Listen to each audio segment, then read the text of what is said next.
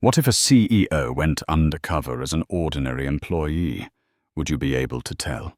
Why are you wasting company paper on this? Mira Dalton's voice sliced through the quiet morning air of Alder & Comit supermarket like a blade.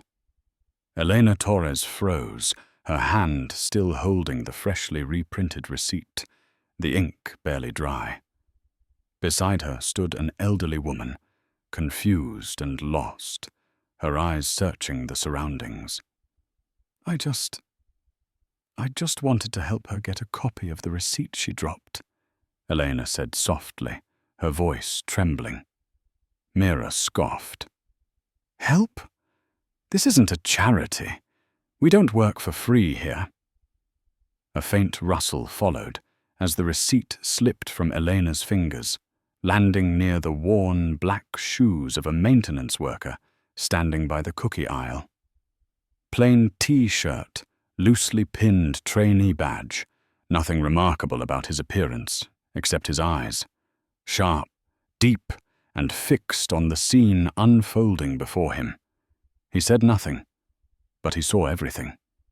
Not just the cold words, but the way Mira wielded the power of a name tag to bend the atmosphere in the room. Eleanor quietly bent down to pick up the paper, not arguing, not defending herself.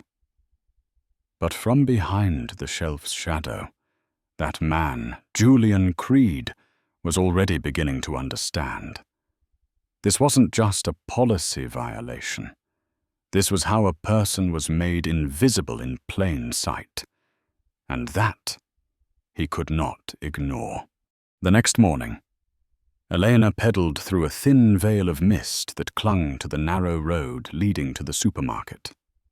Her jacket was worn at the shoulders, and her hands gripped the handlebars tightly, reddened by the cold wind.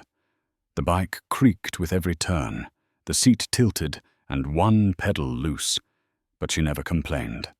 As she passed the corner bakery, the scent of warm butter drifted by, making her stomach gently rumble. The security guard at the back gate waved. "Early again, huh, Miss Elena?" She smiled back, parked her bike against the wall, and took from her coat pocket a scratched name tag, pinning it to her shirt with special care, as if it were a badge of pride.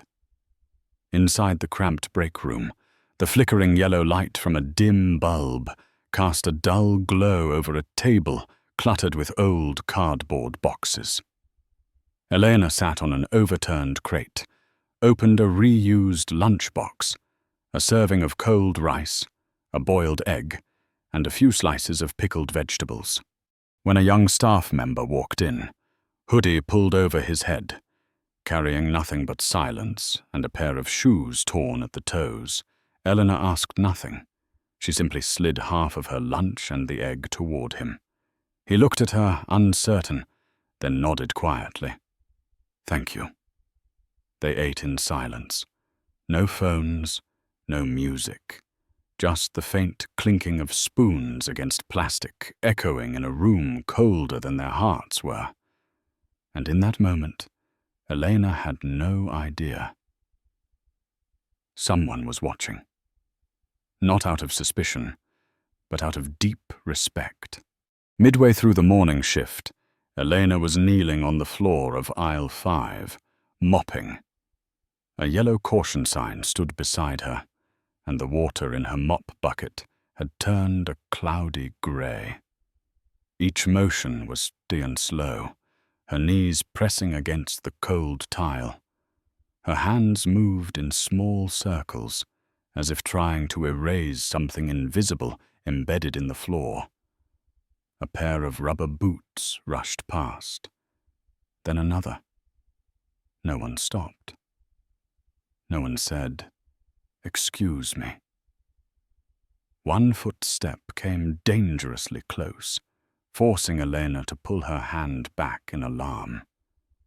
She looked up for a brief moment, then lowered her head and resumed, as if her presence was no more than a shadow. Across the shelf, Julian Creed stood beside an empty cart, eyes fixed on her. The trainee badge was still pinned to his chest, but the look in his eyes was no longer that of a newcomer. In those eyes, Eleanor was not just a janitor.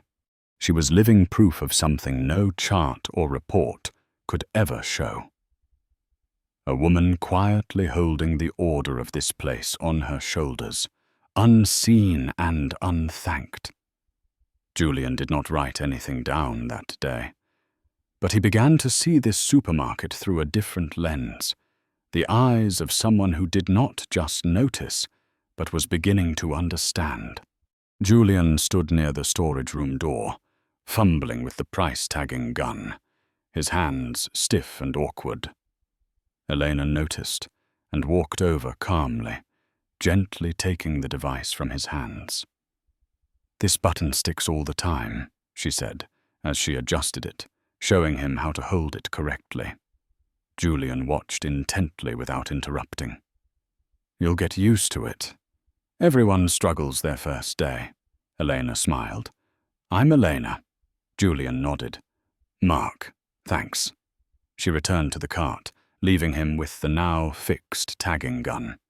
He watched her go, then quietly glanced at her name tag. Elena Torres, Customer Care Team, since 2013. A surprisingly long stretch. From then on, they worked side by side. Elena stacked items quickly, her movements efficient with no wasted motion. Julian was slower, occasionally dropping a pack of paper towels. Elena didn't scold him. She simply bent down to help, then continued working. "Have you been here long?" he asked. 10 years, she replied. "Haven't missed a single day." Julian's eyes widened, surprised. "Not even in the rain or with the flu?" She nodded. "This job isn't perfect, but I show up. That's enough." Julian didn't know how to respond. He simply nodded. For the first time, he didn't see her as just a cleaning staff member. She was a quiet pillar, holding everything together. And he realized what he was investigating wasn't just a procedural flaw. It was an injustice that had quietly become the norm. That morning, Eleanor rushed through the back door, her breath unsteady, the old bike chain having slipped off just down the alley. She hung up her coat, tied her apron, grabbed the checklist from the wall, and hurried toward the time clock. Mira Dalton was already there, arms crossed, one foot tapping sharply. 3 minutes late, Mira said coldly. Elena flinched. "But I'm not on the clock yet. I just came through the door." "I've logged it," Mira cut her off. 3 minutes late, 15 minutes docked from pay. No exceptions. Elena stood still, her hand still gripping the clipboard. "You can file a complaint if you want." "HR is online," Mira added, before turning her back without waiting for a response. Julian stood nearby, pretending to examine a misplaced batch of bread. But his eyes tracked Elena's every breath. She said nothing, only bowed her head slightly, adjusted her apron strings, and returned to work. On the surveillance monitor, he watched it unfold again, her pushing a heavy cart with one jammed wheel. Julian stood by the cereal shelf, a small notebook pressed close to his chest. He wrote. Not just the time, not just the name. He documented the way someone was overlooked simply because she had become too familiar. Elena never raised her voice, never got angry. But Julian understood. Her silence was the clearest evidence of a broken system no one wanted to fix. Julian stood alone in the stockroom, where the fluorescent lights cast a pale glow over the dust settled on cardboard boxes. The wall clock read 8:44 a.m. He reached into the front pocket of his shirt and pulled out a small black device, pressing a button gently. A tiny green light flickered to life. The microcamera, perfectly disguised in the folds of his polo collar, was now active. He adjusted the recording angle through his phone, then slipped it back into his pocket. Footsteps echoed in the hallway outside. He lifted a box of laundry detergent and walked with steady, unhurried steps as if nothing had happened. From this moment on, everything would be recorded. No more assumptions, no more one-sided accounts. Every glance, every word, even the subtle shakes of the head would be preserved in data. And most importantly, Elena would no longer be alone. During the end of shift team meeting, Mira stood before the bulletin board with a thick stack of papers in her hand. "Eleanor's section fell behind again last week," she said. "Customer complaints, shelves not stocked on time." Eyes darted across the room. Eleanor wasn't present. Mira smirked. "I know she's kind-hearted, but kindness doesn't move inventory. We need someone sharper." A few stifled chuckles rippled through the group. Julian sat at the back, silent. He didn't respond, but he didn't take his eyes off Mira. The tiny light blinking behind his collar continued to pulse. The quiet investigation had now shifted into its next phase, gathering proof. Not just to rearrange a shift, but to upend a culture rotting from the inside out. During the lunch break, behind the loading zone, there was a cold, concrete corridor where two young employees leaned against the wall, holding paper coffee cups. Julian pushed a cart past them, unnoticed. One whispered, "Heard Mira's cutting staff next month." The other raised an eyebrow. "Who's on the list?" "Not sure, but sounds like Elena might be." The words made Julian hesitate for just a breath. "Her? Seriously?" the second voice asked, half skeptical. "Who else? She's been here forever, earns more, getting old. She's the easiest cut." They chuckled quietly. That laughter echoed through the hallway like silent blades. Julian didn't turn around, but his hand clenched tightly around the cart handle. In his shirt pocket, the small notebook was already open, pen clipped to the edge. He wrote down not just the words, but the tone, the expressions, the implications. What seemed harmless was actually drawing a map of silent power, one where experience and loyalty were treated as obstacles to convenience. Elena had no idea these conversations were unfolding behind her back. She was still stacking cases of bottled water on the lowest shelf, head bowed, back hunched, hands trembling slightly from the cold. But Julian knew, and he was beginning to understand, that protecting someone like her would require more than compassion. It would take confrontation with an entire system determined to erase its quietest voices. That afternoon, the phone rang briefly at the front desk, a customer complaint. Someone ignored me in the pet aisle. I stood there for 5 minutes, and no one said a word. Mira quickly gathered the team without checking the cameras or verifying the time. She looked directly at the duty roster and pointed to a name. "You were assigned to that area this afternoon, Elena. Explain." Elena looked confused. "I was in the dry goods stock room at that time. I never even went into the pet aisle." Mira cut her off. "Your name is on the shift map for that section. That's all I need." She tapped on her tablet. A red line appeared next to Eleanor's name. Verbal warning. 30 minutes, pay deducted. Elena opened her mouth to respond, but then closed it again and simply nodded. No one spoke. The room was so silent that the confirmation beep from the tablet sounded like a verdict. Julian stood near the office supplies shelf, his hand tightening around the notebook. He wasn't just listening. He was documenting every word Mira said, every pause in Elena's voice, every averted gaze from co-workers too afraid to intervene. In his mind, there were no more questions. Only resolve. If no one would stand up for her, he would be the first. Not as a CEO, but as a human being who had witnessed injustice in its rawest form and could no longer remain silent. At the checkout counter, Julian pretended to inspect the receipt printer, while two young employees stacked gum and magazines nearby. He leaned in and asked quietly, "How long has Elena been working here?" One of them laughed. "Her? Got to be 10 years or more." The other scoffed.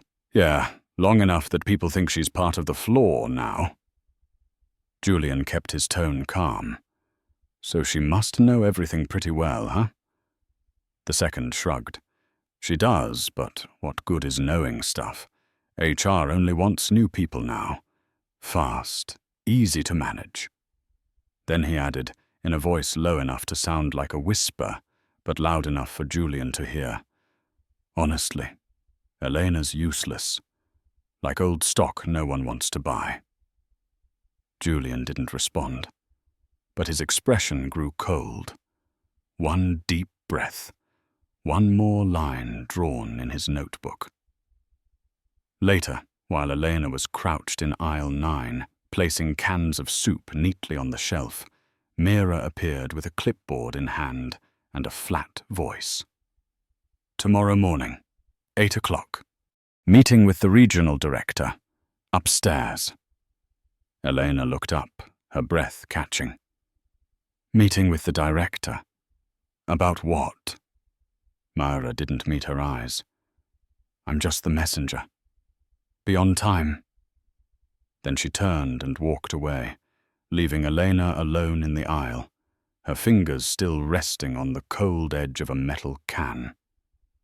Julian watched from a distance, standing behind a display rack, and he knew something big was coming. And this time, he wouldn't wait for it to pass like all the times before. A faint click from the intercom echoed through the store, sending a subtle tremor through the space. "All staff to the main meeting room in 5 minutes. Mandatory." Mira moved briskly down the aisles. No clipboard, no meeting schedule, just a stiff expression and eyes that wouldn't meet anyone's. Elena stepped out from the spice section, holding an unfinished inventory box. She looked toward Julian, who was standing near the produce. He gave her a slight nod and began walking with the others toward the back. In the small room, plastic chairs had been arranged in a circle. No coffee, no handouts. No one said a word. Mira stood near the whiteboard, hands clenched tight. Elena sat at the edge of a chair, palms resting on her thighs, slick with nervous sweat. Julian sat across from her, his gaze no longer that of a trainee. The door opened. Heavy footsteps echoed in. Julian entered, but this time he wasn't wearing a polo shirt or a trainee badge. He wore a dark blazer, a crisp shirt, and polished shoes. Not a word was spoken. Mira took a step back, her face drained of color. Julian stood in front of the whiteboard, turned slowly, and spoke with a deep, steady voice, needing no emphasis. "My name is Julian Creed. I am the founder and CEO of this retail chain." A beat of silence. A chair shifted. Someone's mouth fell open. Others exchanged stunned glances. But Elena, she didn't move. She just looked at him, as if every missing piece in a puzzle had finally fallen into place. And Julian knew this was the moment the truth had to come to light. The room fell completely silent. Julian pulled a neatly folded sheet of paper from his jacket pocket. His voice lowered, but his gaze was sharp as a blade. "I've worked here for 5 days. No one recognized me. And I've seen enough." He pressed a small remote. Behind him, the screen lit up with a clip. Eleanor reprinting a receipt for an elderly woman, followed by Mira shouting, "This is not a charity." Elena's face appeared, calm, resigned.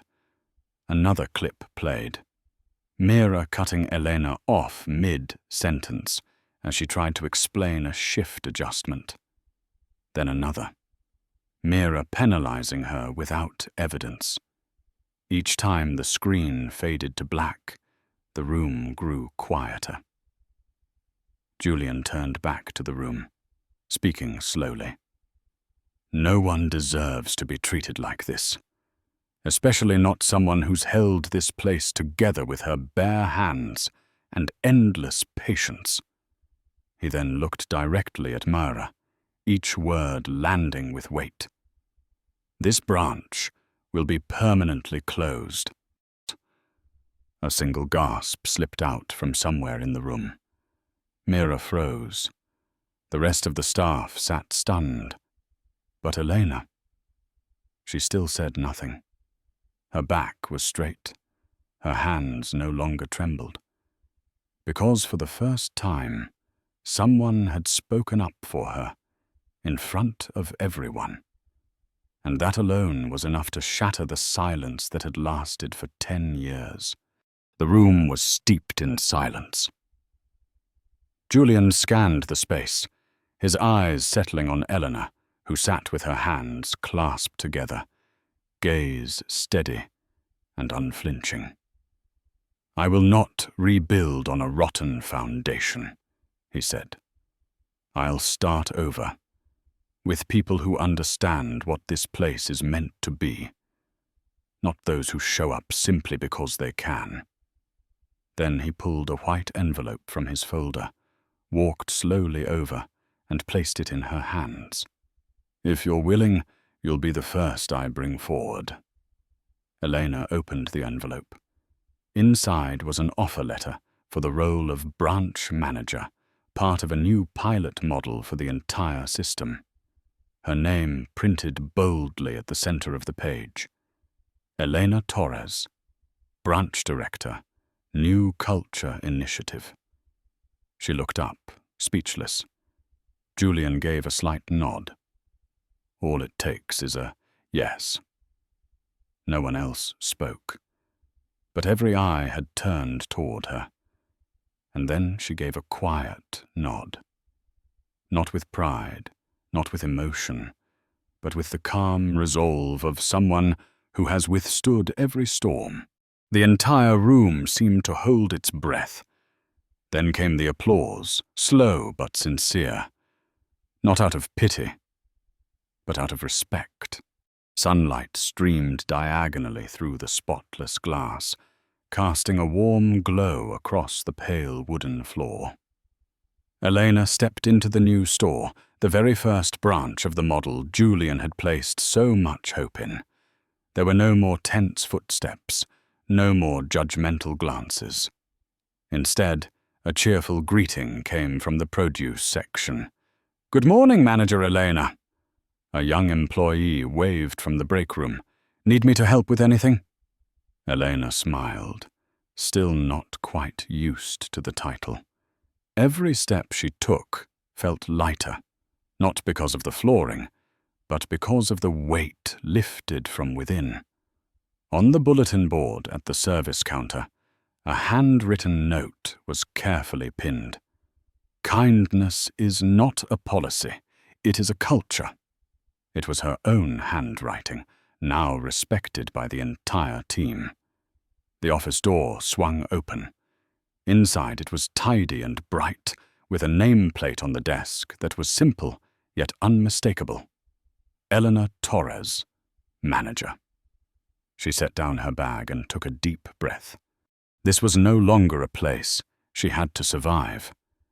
This was a place to begin again, with the belief that kindness could rebuild an entire system. And this time, she did not need to bow her head to be seen. At register number 3, a young new employee fumbled in front of the touch screen, his fingers hesitating over the buttons as he glanced nervously at the line of waiting customers. He was very young and slender, with a silver hearing aid visible behind his left ear. Elena stepped beside him without a word, gently tapping his shoulder and handing him a small notebook. In carefully written letters, it read, "We'll do this together." He nodded, eyes full of gratitude. Eleanor pointed to each button, each step. Every time he made a mistake, she didn't frown or sigh. She simply shook her head gently and wrote, "Try again." He followed along, slowly but surely. When he completed his first transaction without help, the customer behind clapped and smiled, and Elena gave him a thumbs up in celebration. The boy grinned brightly, a smile so pure it made the whole line chuckle with him. Across the parking lot, Julian Creed leaned against a lamppost. No blazer, no briefcase. Just a man quietly watching something right unfold. Through the window, he saw Elena step back, allowing the young employee to face the next customer alone. No anxiety, no one watching over him. Julian smiled, not a wide grin, just enough to tell himself, "This is why I started over." Then he turned and walked away in silence. No thank you needed. All that mattered was that Elena could finally be herself, in the place she had always deserved. During lunch break, Elena sat with the young employee in the small break room at the back. His lunchbox remained unopened. His fingers tapped softly on the table, betraying his anxiety. After a few minutes of silence, he whispered, "How do I know if I'm doing things right?" Elena took a sip from her familiar thermos, then slowly set it down. There will be days when no one says thank you. Sometimes people won't even see what you've done. She looked at him, her gaze gentle.